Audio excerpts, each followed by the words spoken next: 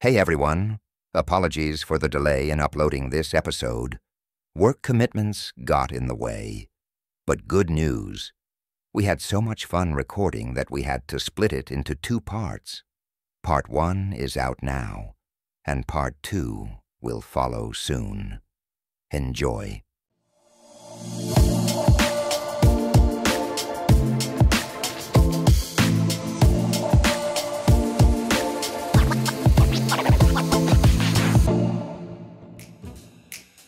Welcome back. I'm Caroline, I'm Jen.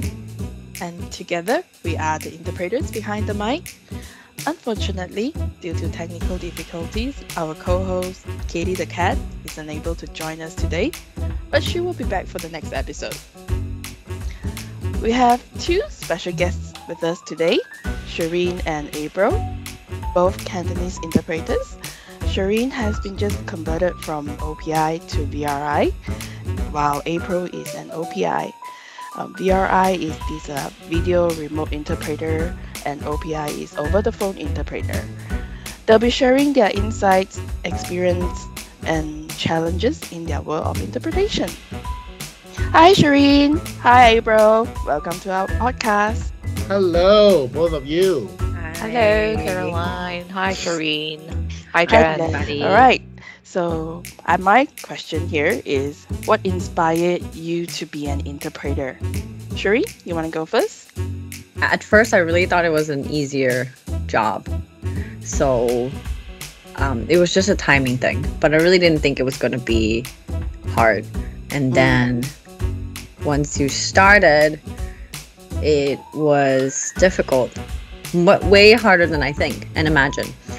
Right. But then I think I got scammed into the job by Jen specifically. Yeah. Jen was like, "Oh, but you're helping people, right?" And you're so nice. You're like, "Yeah." And then you go and you're like, "I don't want to help people anymore sometimes." But then, because he was like, you're helping people and you're like, "Oh yeah, it's pretty nice." So and then I think sometimes my journey felt like I said, I'm scammed, because a lot of time in the beginning I really have met a lot of really nice clients that were always like, "Oh, thank you so much for your help, whatever. Oh, you're so nice." I'm like, is this all fake? Because everybody's telling me I'm nice. Are all the other interpreters screaming at you? What is going on? But in the beginning, I do really, it does feel like, you're helping people, and it was really nice. But it was really difficult, so definitely was not easy. Yeah. And what about you, April? Well, honestly speaking, I did not even know this job exists in our daily lives. I know there are like translator jobs, but not interpreters. By the way, I only got to know the differences between like translator and interpreter after getting into the job. Like Jen always emphasized, like, no, translator is like on the words, but interpreter is like speaking kind of interpreter. Right. So yeah. So I do know there are jobs like this, but then that would be like only like translating articles. So it has never come to me that there will be a need of an interpreter for live communication. Other than those like country leaders in the meeting. Yeah. So if you're asking what inspired me to become an interpreter, I'm sorry to say, like, there's no inspiration at all. Okay. yeah, I just came across like with this job by chance. So yeah, I just quitted my job and was trying to look for a job, like a remote one, because I will need to look after my parents at home. So there it goes. Yeah. It seems like a very tough situation for you. I mean, it's difficult because we have to make a living. And like what Sherine said, it is not easy. Not at all. Yeah, the training was difficult. There's so many industries and there's so many terminologies that we don't even know existed because we don't use them, especially medical. So there's medical, then you have insurance, then you have banking. Oh my goodness, there's customer service. So everything crammed into a really short period of training while we are onboarding. That was really tough, very tough. And later on, when we officially started to take calls, it is very challenging. So I would agree that okay, a lot of people are not really inspired from someone, or when you saw something and you saw, oh, okay, wow, this job is cool. Yeah, you get to go to UN, you get to go see world leaders, and then you get to That's interpret right. for them. It's not something that wow, we want to be like them. I can speak English, I can speak other languages, I should be one. So yes, it is not an inspiration. We're not inspired. We only came to the job because we needed to survive. This is unfortunate, but it is the truth. But for me, I am glad I did, because this is like a calling to me. I managed to help people. So it's really good. So it's the people who we've helped, they are grateful, they thank us after the call. Not all the time, I understand, but Yes. lots of times the people do say thank you, they're grateful, I appreciate you. These are the things that we really love to hear, and we want to hear more of them. So yeah, keep going, keep going. So coming to the next question. So what were your thoughts about this profession? And now that you're working as one, has that perspective on the job changed? Sherine? Absolutely. I mean, I think as everybody had mentioned, since everybody had mentioned about the interpreting for like world leaders and stuff, I think before coming into the job, it must look fun. And I know people that are like going to learn a new language so that they can do live interpreting for their idols, in Korea or Japan. Let's just say, after I do this, I do not want to do that. I am like, that is okay. Can you imagine you interpret for your idol and then you said the wrong thing? Can you imagine? Because over the phone, because I used to do translation before on paper, and I really thought, especially because I did translation, I really thought interpreting, like, you didn't imagine that. I know it's going to be harder, but I didn't imagine it to be way more difficult. And then now that I'm doing it, I'm like, okay. And I know, because even as interpreters over the phone, we know that at the certain industry, they have live interpreters as well. And I don't even want to do that job. And then I'm thinking about all these people that are like, oh my God, I can interpret for my idol. I'm like, no, thank you. No, thank you. Not anymore.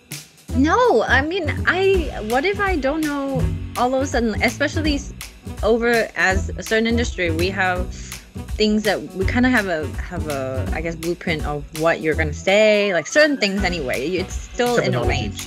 Yeah, it's still in a range.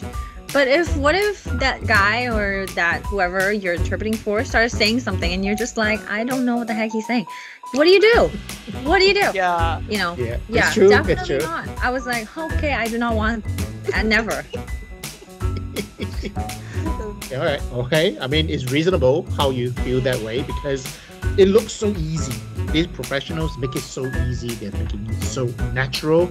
I see the same thing too. I mean, you have, say, Korean or Japanese actors, singers, artists. They go abroad, they interpret, or they have translators, or they say. And likewise, for people from the West, they go to Asian countries and then they do their promotion, the interviews, same thing. So imagine if suddenly they cannot, or they don't understand the question, that is going to be difficult. I can imagine the stress. But they make it so easy. And when we are actually on the job, it's not easy at all. Yeah, lots of practice. You need lots of practice. So what about April? Yeah, so before becoming an interpreter, so what I think is like it would be an easy job. Like after all, like just interpret what they say. Like Chicken and so duck. yeah, Chicken so and we duck just talk, need yeah. to like interpret like the duck language and the chicken language. That's all. But then I realized no, this is not the case. So it's like more than that. So you cannot paraphrase, you cannot omit or add anything at all. You will need to interpret like exactly what they say. So having said that, I actually became like very aware of what I would like to say, like the word choices, because sometimes it can mean differently. For example, like I want and I need and I must. So those Yeah. three words actually have like a slightly different meaning. But Yep. to be honest, I still tend to make this mistake. So yeah, I hope my TL won't hear this. Yeah. And yeah, so the other thing is like you have to expand your I would say like medical terminologies, which Yeah. are like far more important than other industries. So because like I realized what I have been using in the past is actually wrong. Like for example, we used to refer siêu yin yang as antibiotics. In the Yeah. family, I mean in the family, but it actually means like anti-inflammatory. So it is totally different thing. So yeah, I just like got to know all these differences after working as an interpreter. Mm. And Yeah. yeah, and I actually have learned a lot from this job. So there's one more thing that I like to share. So there were 2 times when I went to the doctor. So once was with my mother and another time was with my daughter. So I was asking a lot of details like will you give medication for the stomach, for the tummy, and what actually happened. And when doctor ordered a blood work, so I'm asking like what are you checking and what's the plan, if there's any findings, like Right. it sounded like very professional after that. Mm. So the doctor actually asked like what's your job, You're and then medical. I was like Yeah. interpreter, and they were like what, like in the medical field? I was like no, just like a remote job. Like Right. so now you sound like, I mean I sound like a professional. Yeah, so But you are a professional. That's why are, you yes. are an interpreter. Yeah, you are helping people in life settings, at a hospital, a clinic, 911. You have emergency room. You are a professional. That's why I also tell a lot of interpreters that the moment when you start your job, you think that you don't know a lot of things, which is true. Then later on, after a while, you start to feel, especially when you're sick or you go to a hospital with your loved ones or yourself, you start to get familiarized because you know the setting. Even if you're not a VRI, you are just an OPI. But the moment when you step into the hospital, you feel familiar. Like, I know this. Yeah, I know this. There's a process. Exactly. You have a process. You go through the whole process from step A to Z. You know, it is so familiar. The Yes, questions exactly. the questions you ask, and then people start to ask you, "Are you in the medical field?" Yeah. Not quite, not quite, because doctors have asked me as well. Are you a nurse or something? I said no. How do you know this? I mean, do you have family who is in the medical field? I said no. Yeah. Because you ask all these questions, you have like medical training. I said, yeah, a little bit. So what do you do? I said, I'm a medical interpreter. I said, oh, I see. Do we have that in Malaysia? I said, yes. Private hospitals. Oh, I see. So you're interpreting for private hospitals? I said, yes, but not in Malaysia. Yeah. So, which is why. And the doctor will say, oh, okay, that's interesting. I didn't know that we have this profession in Malaysia. I said, oh, you'll be surprised. A lot. I said, we have a company that's recruiting lots of, interpreters for clients overseas, not for the Malaysian market. They themselves, they were not aware there's such a service available. But yeah. I think I have similar experience like April. So I went to the clinic to see a doctor and having this gastric pain. And the doctor asked me a question, can you tell me how much is your pain? How painful is it? Oh, from 0 to 10, I think it's about a 3 or 4. Immediately he looked at me, he was like stunned. Hey, are you working in the medical field? Because only people in medical field use the 0 to 10 scale to describe pain. I said no. I'm an interpreter, a medical interpreter. Then he goes, oh, for Malaysian overseas clients. Then he goes, impressive. So next question, I would like to know what was your most satisfying or I feel so proud for having to do this interpretation for this client, for this LEP. Sherine? I would say generally I'm pretty lucky because I do get quite a lot of really nice calls. Okay. And maybe there's one guy, one doctor, I think he's in San Francisco, because they don't know where we are. So he asked me, he's like, "Where are you?" I'm like, "Are you in San Francisco?" I was like, "No, no." And then he was like, "Well, okay, just so you know, if you want a job in San Francisco, you got it." And I was like, "Me?" Okay. Yeah, I was like, just come. And then I don't even remember where. In my head, I'm like, because that's really like, I think 2-3 months when I just started. I was like, how bad are these other interpreters doing? What the heck? Me?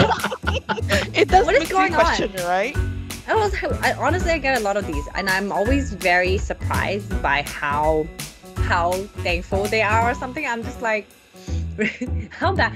And a lot of people tell me, like you explained very detailedly. I'm like, I said exactly what you said. Like, Right. what are the other interpreters doing? They just can't. I don't understand.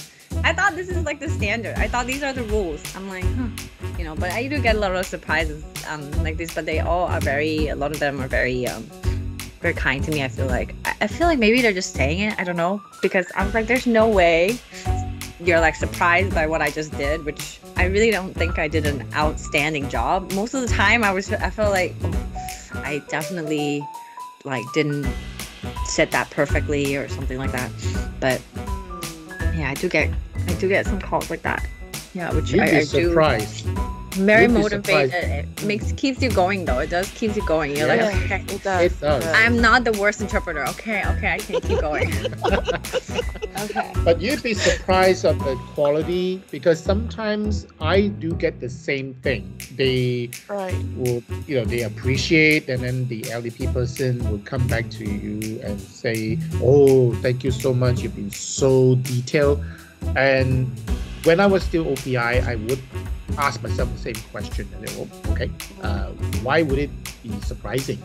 That's what we're supposed to do, right? Because we cannot omit, we cannot paraphrase, we cannot have any additions, nothing. I mean, isn't that what we're supposed to do? That apparently a lot of clients started to share when they say they appreciate us or appreciate you. We do what we have to do, and we have to do it right, because we have been trained, reminded that everything the providers say is crucial. If you omit something, then you will change the meaning of what the provider is trying to explain. Especially your factual data, if they say a certain dose or how many times you take the medication a day, and if you get that wrong, someone's life is at stake, right? So that's why I have the same feeling like what Sherine was saying, that I don't think I actually did anything extraordinary. I just said whatever the provider was saying. That's it. So it does give you this feeling of achievement. You accomplished something that other interpreters fail to do. So it is very encouraging. So you want to stay at this job, you want to continue, you want to do more and more, so which is good. You should be proud. Yeah, I hear a few times they were like, I've never had an interpreter that is like you. I was like, never? Really? There was a lady that told me I've never had, like, at the end of the call, because in our training, we're told to, even if you were to do anything, I guess if you have to improvise a certain situation, you always have to let the client know, which I always do, because sometimes, client LEP likes to repeat themselves. So I sometimes will just repeat back what the same questions with the same answers. And then there was a client that was like, after the end of the call, he was just like, "Thank you so much. I've never had an interpreter that just like problem solves like you did." I was like, never? They just, because this was a call where I think they just wouldn't give up or something. Like the LDP was repeating the same question, and then the client had to repeat the same answers. And then she said, never had anybody go ahead and do that. I was like, so all the other interpreters were just repeating like, "Oh, no, I can do this No, yes, you have to blah blah blah. No, no, no. And then they just go back and forth on the same question. Wow, okay. I'm impressed. Maybe I'm just impatient. I don't know. But I'm like, I'm impressed. But yeah, I had them said to me, I've never had an interpreter, blah blah blah. And I was like, never. Never. Okay. I don't know if it's a good thing. I don't know. Am I Good thing doing for something you. wrong? I don't know if I'm doing Yeah. something wrong. Definitely no, something you didn't right. do something. Yeah, you did something right because they don't speak the language. They don't speak Cantonese. Yeah, even if the LP person they understand and speak some basic English, they cannot communicate effectively. That's why you are there. But sometimes, if you have an LP person that repeats the same question in different methods or different ways to ask the same question, it is up to the interpreter to break that vicious cycle, to break that loop. We have to step in and inform the client first to say, okay, the patient is repeating the same question. Yeah, and can I just repeat the answer to the patient? Usually they will say yes, or if they think it's too technical, then they will say something which is more layman, and then you can just interpret that. So it depends on the client.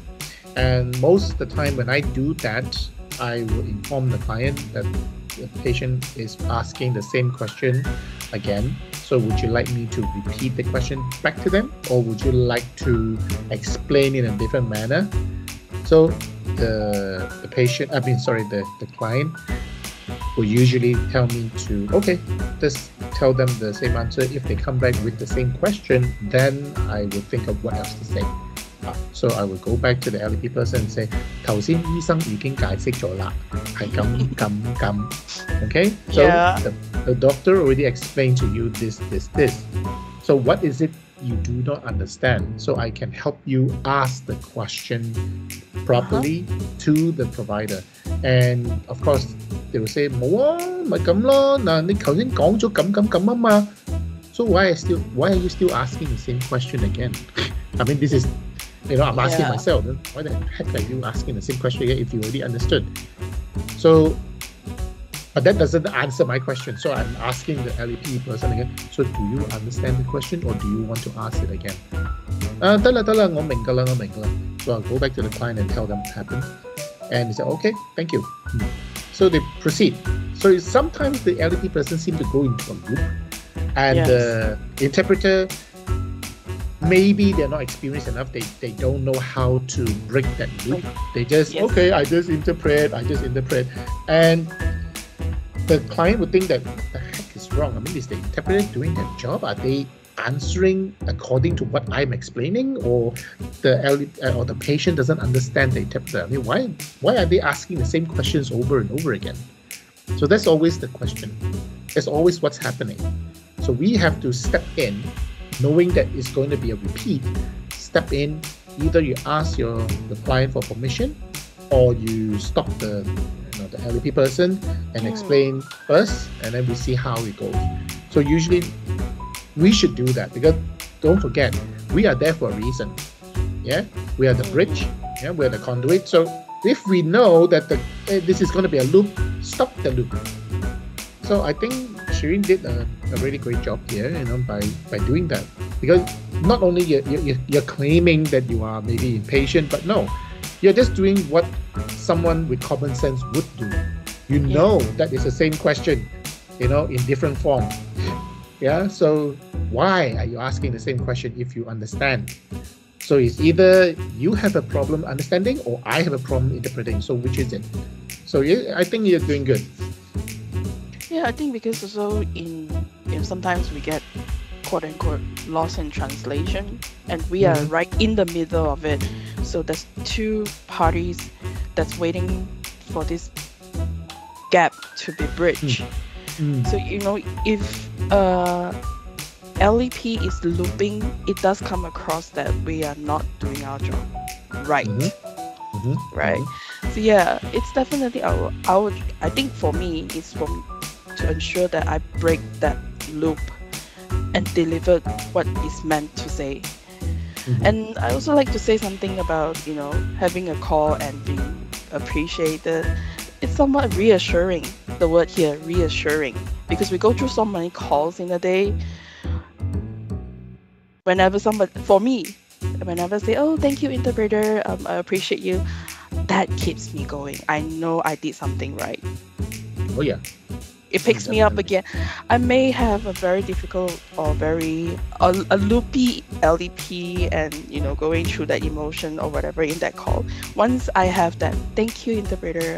I appreciate your help today. I'm so grateful. That picks me up again, reassured that I'm doing the right thing, and go on to the next one. Definitely. Oh, what about April? Bro, What about yeah. Well, I wouldn't say there is like any particular call which is like the most satisfying one. But like when client or LEP express their gratitude, like especially the LEP, they will say something like, "Oh, thank you so much. You have done really good. That's exactly what I Mm, wanted to say. You rendered it well." Because mm. some LEPs they actually understand English, but they're just Yes. not fluent in speaking. So yeah, things like that. That's it. I don't know. Probably I'm still very new in this job, so yeah, there's like no one particular call which is like really satisfying. It's just like yeah, when they thank you for all the help. Yeah, that's like the most satisfying part to me. Mm. Yeah, because I did have one client, not client, sorry, the LEP person's daughter telling me that, "Oh, hang on. I want to say something to the interpreter," and she's actually a native speaker and a native English speaker. Sorry, I was saying, "Oh no, did I do something?" And he was telling the doctor, "I'm actually usually very picky with interpreters, but this guy interprets exactly what you told my mom and what I want to explain to my mom. So this guy is actually accurate." So I'm usually very picky with interpreters. I always nitpick. If something they say is not accurate, I will speak up. But this guy, he, he's not even looking. She's not even looking at me. She's telling the doctor and the nurse. But this guy, what's his name? Because we're quite far away. He said, Right. what's his name? I'm sorry. Interpreter, what's your name? I said, my name is Jen. Yes. So Jen is doing great. So usually I'm really, really picky. I always Right. nitpick of the things that the interpreters say. Certain words are inaccurate. Some terms I know is not correct. I don't speak a lot of Cantonese, but I can understand because I need my mother to know exactly what is going on because she freaks out very easily. And I have a hard time convincing her because I don't speak much Cantonese. So it's limited for me to explain things to her. So with the interpreter, it's exactly what I want to say. So thank you. Thank you, Jen. So that actually That's gave me, nice. yeah. So she actually said that to me, and I just thank you. So just thankful, and of course the doctor was saying, "Oh, great job. We should give you 5 stars." Yeah, I should give you 5 stars. Please, 5 stars, please. Write to my company. Yeah, this is my address. Yeah. Write to them, please, and Yeah. also mention.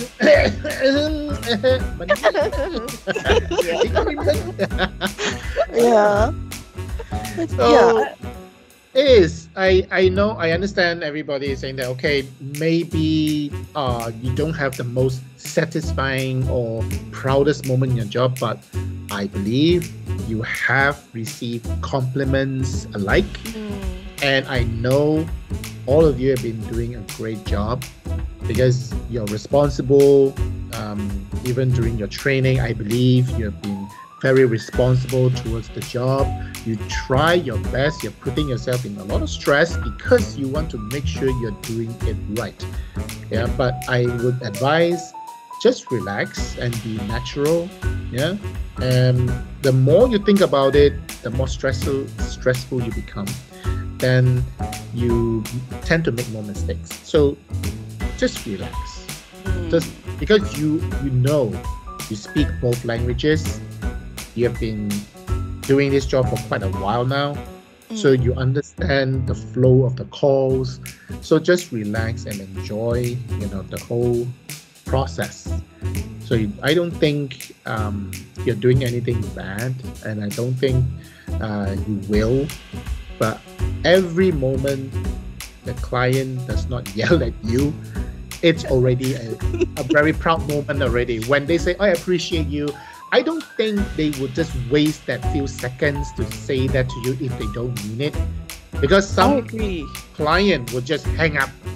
I'm sure is that right? And even if you've done a good job, even for VRI, even you did a good job, they will just hang up. They will just click the red button, and then you're disconnected. Not even a goodbye, not even a thank you. They will just walk out, and then they forget about you. And then you had to wait like 5 minutes. Happen. Okay, you're gone. Then we have to, disconnect the call. Or sometimes they will come back instead of apologizing to you. Oh, so sorry. I had to disconnect. Some of them they do. They say, oh, so sorry, Deborah, I forgot about you. I'm so sorry. Thank you so much. I appreciate you. That actually makes me feel a lot better because you respect me that I'm still here. I'm a person, although That's right. in front of you, you're the machine, but I am a person. Some of them will just run in and then just not a thank you, not a goodbye, not an apology. Which okay, I don't expect that, but at least come on. I help you communicate with your patient. At the very least, say sorry or thank you. But what to do? So if you do not experience that often, like the client would just hang up on you, you have done a good job. If they say thank you, I appreciate you, you've done a good job. Yeah. Otherwise, why would they even waste their breath telling you that? They would just hang up. So, well done.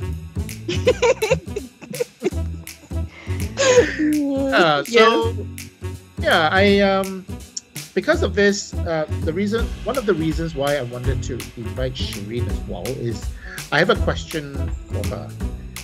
So I know you've been in an OPI, OPI interpreter. Now that you've converted to a VRI, how do you feel with this new position?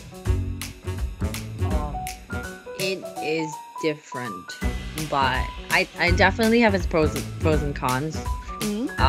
Just on its own, the fact, because I'm a very shy person, everybody knows I am very shy. I don't know what you guys are laughing about. Excuse me. Very rude. Very rude, but I'm very shy. So, I don't know why you guys laughing, but so, I don't really want them looking at me. So, and usually I don't have the best posture. I'm always like sitting in the odd position, but in VRI, you had to sit up straight during the call. Trust me, I've tried. I've only been in VRI for I think more than a week, but I tried all sorts of so-called comfortable position for me that I don't have to sit up straight. Maybe they can still, but I can't. I couldn't. You have to sit up straight, so because you have to see the logo and everything. It's the worst. But then it's definitely easier because now you are, especially during physical therapy call, it's definitely easier. And when you can see them, sometimes they listen to you a little bit better, I feel because they can see you. But then I do feel I get a lot more hard of hearing LEP, which yesterday I think is my peak hard of hearing. Every other call is hard of hearing. I've been screaming to a point where they were like, the client was so nice. He's like, I'm so sorry, the volume's all the way up. I was like, no, it's okay, I get it. Yesterday at some point, because my cousin actually, I live with my cousin, and my cousin actually works in the morning, and then I got pretty much I screamed so much because it was like, what year is it? They were checking, they're doing the normal check. So I was like, what year is it? What year is it? I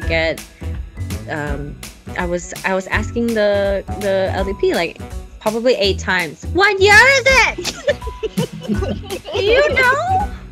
What year is it? And I feel like I don't know how the client hold themselves not laughing because I try to adjust my tone because I don't know if you guys know, but hard of hearing people can hear a certain frequency, right? So I would every time I would try a different thing. I would be like, "What year is it? What year is it? What year is it? What year? What year? What year?" And she couldn't hear me. Yeah, she couldn't hear me until my family member are like telling me like answer for her 20.5. Okay. But yeah, it was. I always try, and then you'll be screaming, and then when I'm done, I like chug water. I am somebody. You guys are not from my wave, but my wave people know I don't drink water. Like, I think Jen said before, you drink like a pot of tea and a whole bottle of water, right, Jen? Yep. I can have a regular cup of tea and I can barely finish it sometimes. Or a bottle of, I think that's 500 ml. Barely. I can barely finish it. I go to the gym without water. I'm not joking you. But then yesterday, I had to be like, I need honey. I made honey water. I drank like 3 cups. I was like, I'm dying. And it was so bad because I was just been screaming. Yeah. So you get a lot more hard of hearing clients, which obviously, and then with it's hard, but it's easier because sometimes with the accent, sometimes it's help because they have different dialect. Sometimes you try to read their lips. Honestly, it doesn't really help, but my mind thinks it's easier because. Well, I mean, because it's difficult to interpret if you don't understand something or you're unable to see something, right? Yeah. So being a video interpreter, you can see, because sometimes clients will say, "Oh, do this." 嚟你咁樣舉上嚟啊，咁褪後呢度。They give you descriptions that you have to try to imagine, but because it's video, you know what they're saying. Then it's easier for you to start to describe what the client meant. PT call especially. Scoot your bum forward, backward. So this is what it is doing. Yeah, PT calls especially. Move this. My move favorite that. one. It's easier. I have a favorite one. It's like lift your arms sideways. I'm like, back then I'm just like, lift your arms sideways. What does that mean? No, it just means like, how like you pretend you want to fly? Yeah, you pretend you're flying like that. Because I was like, lift your arms sideways. Usually back then when I was like, 舉你嘅手向旁邊. What does that mean? I don't even know. But then now I was like, oh! And then I always get in my heart, okay? I never said it, but in my heart I always get mad at the client. I'm just like, why can't you just show it? And then I can just be like, look at the PT and do whatever the guy's doing. Stop just like, I'm like, oh, sometimes I can hear the client go, oh, like this. And I'm like, oh, thank you. I'm like, 好似佢咁做佢啊嘛. Yeah. Usually, I hate it's it. easier. Sometimes it is easier. But when you can see, then it's so much easier to interpret because you understand and you can see. Yeah. But there's one trick I have learned before I start yelling whether you can hear me or not. I will ask, are you able to see clearly? 睇唔睇得到啊? Because there's a feature I believe a lot of video interpreters have is text. You can actually type. And you can actually inform the client that you can actually type text, and then if they are able to read, then you will ask them to read. So unless they are blind as well, then I'm sorry. So I have a question. But what if like the LDP has cataract as well, like blurry vision, out of hearing? That's why you ask. That's why you ask. That's why you have to ask. No, you What can't about help you're him. as lucky as me? Because so my computer was facing issue. I do not have my taskbar wasn't working, so I could not type. I couldn't even type. And I had a LDP actually who knows about this typing feature. So he actually told the doctor already that he can read. So he had used other interpreters before where they type. So he's like, oh, 你打字啦.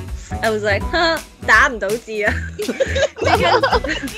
Because I was transferred from another interpreter who was like, oh, can you type? I thought I could because I set it up before, but because they reset my computer.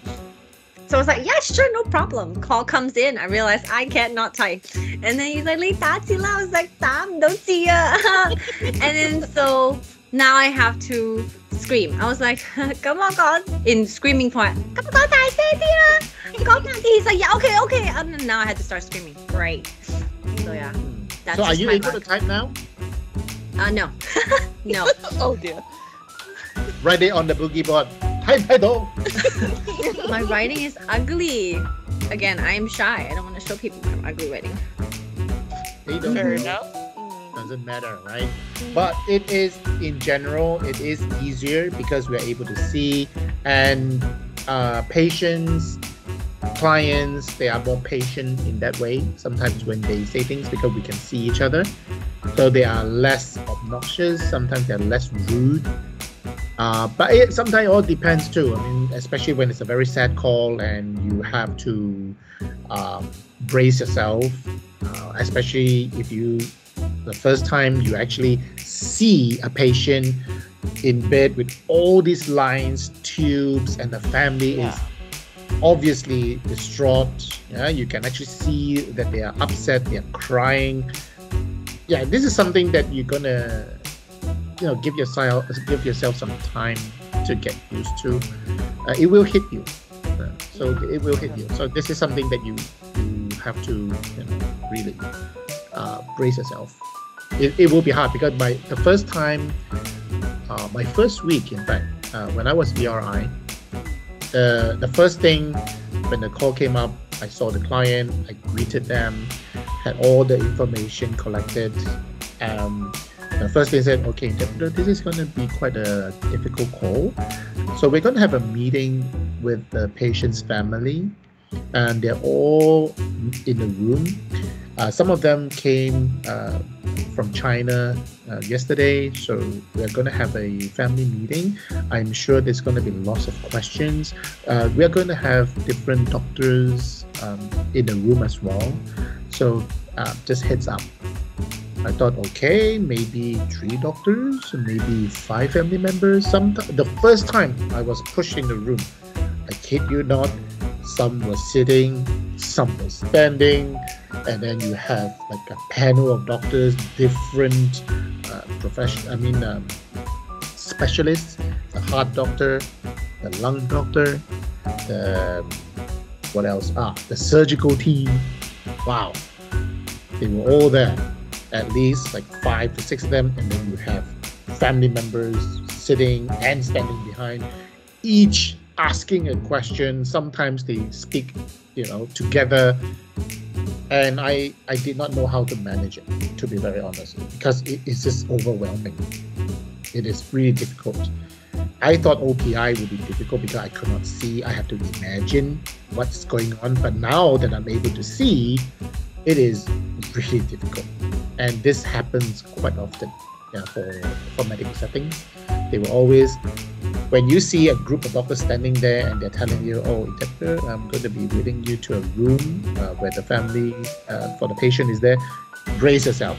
It will be a difficult one because they're going to throw questions, suggestions, and then they're going to be talking over each other, and then some of them speak some English, some of them will be asking another family member who speaks English over the phone. It's going to be a messy call. So that's going to happen very soon, I'm sure. Alright. Okay, so let's move on to the next segment. Now, the next segment here is questions about terminology and languages. Yeah. Yeah. Now, as we all know, we have Chinese who claim that we speak Cantonese, 我講廣東話. No, we are Chinese, and they do not know. They will not. Yeah, they will not agree. Some is 50-50. Some clients know Cantonese and Chinese are different. Unfortunately, some LEP person, they claim that they are speaking Cantonese. The moment when they say something different, you know it isn't. And when you try to tell the client, I don't understand because that's a different dialect, that's Chinese, and they will say, no, I am speaking Cantonese. So what do you do? Yeah. So we have to do our job. We have to say, unfortunately, I cannot understand. So there are many things that we, challenges for terminologies, for example, then things that they say. We just want to go through comparison. Let's say, 招大腸 and bowel movement. So how many types of bowel movement have you heard? How many versions? April? Well, Aussie, What else? most common one, yeah, and 大便, Okay. which I usually Have- use, like, yeah. Have you heard monkey, 爆石, 炸東京? Ah, okay. Yeah, this I heard before, yeah. Yeah. Yeah. In a call? No, of course not. I don't know what year you guys are coming from. I've never heard any of that. Really? Really? Sherine, are you sure? No, I've never you heard sure? any of that. Nope. Really? Because there are some of them who say 炸東京. Oh, 炸東京啊. Okay, so Yeah. it can, I will sometimes call it's very 911. That's not okay. You cannot Tokyo. That is Yeah, but they say 炸東京. So when it's 炸東京, it gives us the opportunity to use our tool to clarify. The patient is using a term, although not very polite, to a certain country. But that is what they say about moving their bowels. Would you like me to interpret what they say, or do you just want to know what the patient wants to do? So when the client did not understand what I meant, I have to say, well, literally, the patient said bomb Tokyo, but it means, he needs to poop. So the nurse was very, surprised that why bomb Tokyo. Okay, so this is something to do with Chinese history with Japan in the past. So every time when they have their bowels, they will use this term to say, bomb Tokyo. That actually literally means poop. So, oh, really? Okay, that's interesting. Yeah, interesting. So some of them will say, oh, it's monkey. So they have these different type of terminologies or slang. So what are the slangs or terminologies that you've heard that say, like 大髀啦, we say 腹股溝, Yeah. So what others that you've come across that is not in your glossaries? I think at the beginning when I started the job, during the training, the trainers did mention there's another dialect, Taishanese. Of course, we're Cantonese interpreter. They did not go in that. We're not trained in that language, right? So when I first started taking calls, there's this phone call quite memorable because the LEP goes, 我個腳痛啊，所以我食藥啊。I'm like, what? 腳踢痛。I'm like, no, this is not Cantonese. No way. Okay, so the word 腳 is actually leg, 腳 in Cantonese, and then 踢 is 痛, and then 藥. There's this funny Way of them pronouncing. Yes. So I'm like, oh no, what am I supposed to do now? Okay, of course I told the client straight away and I said, I think your LDP here actually speaks a different dialect. Right? It's not Cantonese, not something that I understand. So I have to clarify that. Only later I found out is, my leg is painful, therefore I'm taking this medication. So it's like in one sentence there's 3 different accent of words. I felt so overwhelmed by that. I was like, okay, because I'm sorry. they are different, but they somehow they think Taishanese and Cantonese are the same. Because there was an LDP person that actually challenged me before, saying Right. that 我係講廣東話啊，我講廣東話。No, I said 你講嘅係台山話，咩台山話？我講嘅廣東話，你都聽得明我講嘢啦嘛？係 ，but Yes, they sometimes do that. they don't understand. Yeah, they do speak, but it's more like a mixture of both already because I think they speak Cantonese with Cantonese people and then they also speak Taishanese with their family members. But they don't understand. So I had to explain. I have to inform the client that I have to explain to them Right. why I am a Cantonese interpreter and when they're speaking Taishanese, it is not Cantonese. So I have to just speak to them and say, 我講嘅係廣東話，你講嗰啲係台山話 and they were very offended. So I explained, how do you say pain? 即係如果係英文 pain 你知係咩啦嚇？嗱知呢邊個唔知 ？How do you say that？ 踢咯，嗱廣東話同咁eat 你哋點講啊？吃咯，我哋廣東話食。So I have to do that. So I have to explain to them that 廣東話我哋係咁講嘅。咁有好多啲口音咧，同我哋廣東話唔同。So she was still not agreeing. She still think that she's speaking Cantonese, but it's fine. I already told them what I need to say. I said I can only help if they speak the same way, but if they start to speak their own dialect, then I have to transfer you. And unfortunately, there's not many Taishanese interpreters for video. In fact, we don't have. Yeah, so only OPI. So I have to warn the client. So it's a bit challenging. So I would say, yeah. Then you have different Cantonese from different regions like Malaysia, you have Singapore, then you have even in China itself, you have so many different type of Cantonese. So it's different. 好難嘅, you know. It's like this LAP kept saying omo. More yeah. Omo. I'm Uh, like 即係我哋要食有more.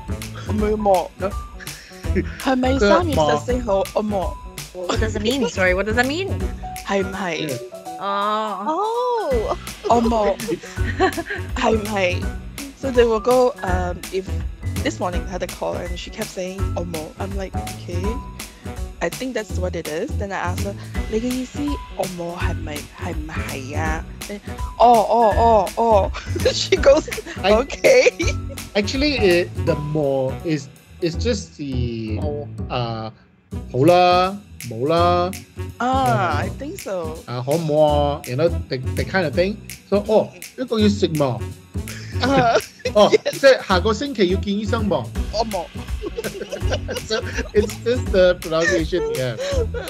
Yeah. So that's why it's different. It's different. You know, Taishanese and Cantonese is this different. I mean, even for Katie was saying there's another one from Zhongshan. It's a different kind of Cantonese dialect. It is different. It sounds a little bit like Hakka. You know, it's a little bit like Hakka. So it's more like Hakka and Cantonese, a little bastardized. So that is what it is. So if you are living in Zhongshan, you can tell.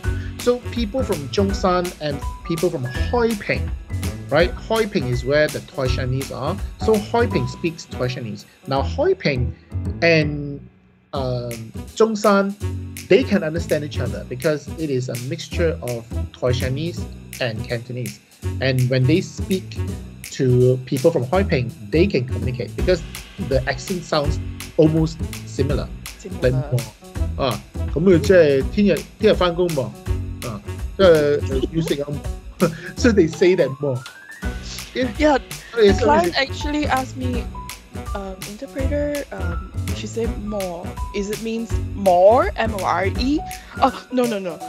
This is interpreter speaking. She's actually saying that.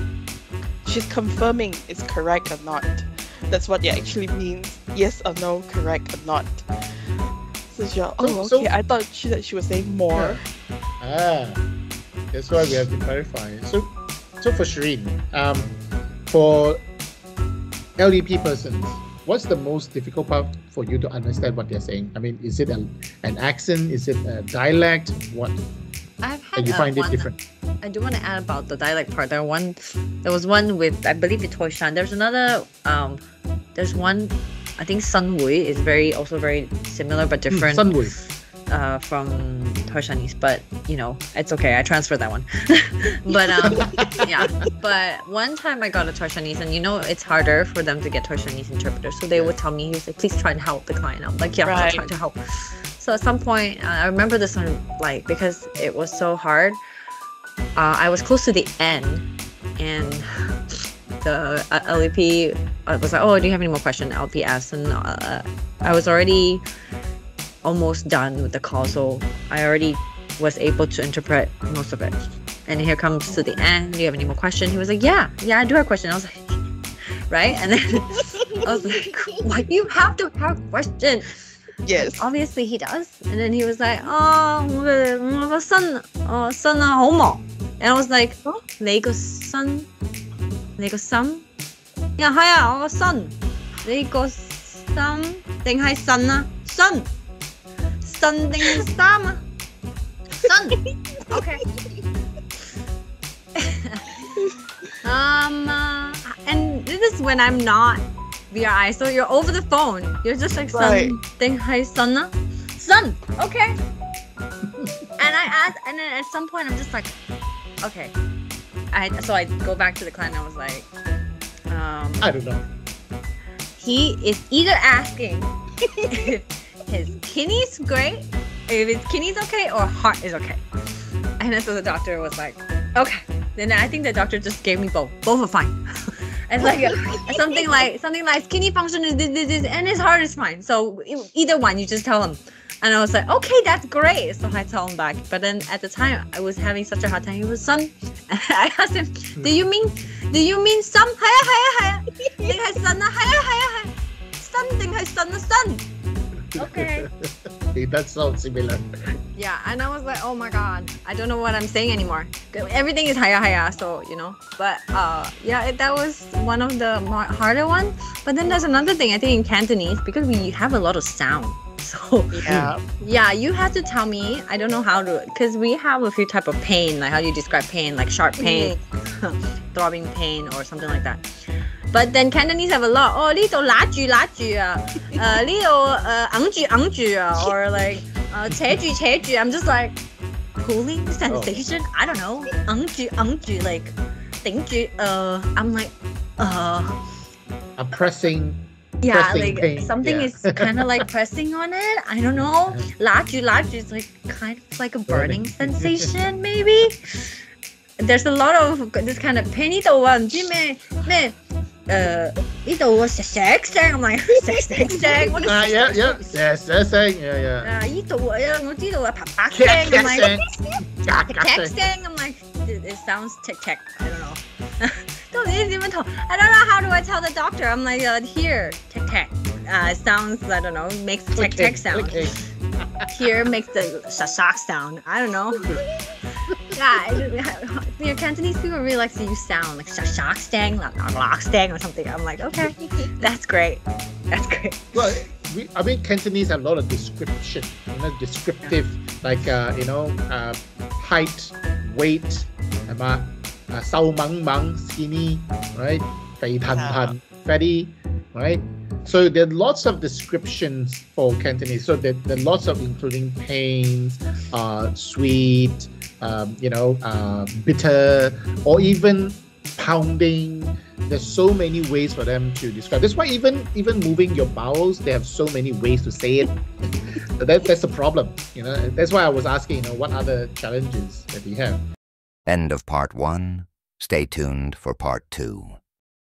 Lang.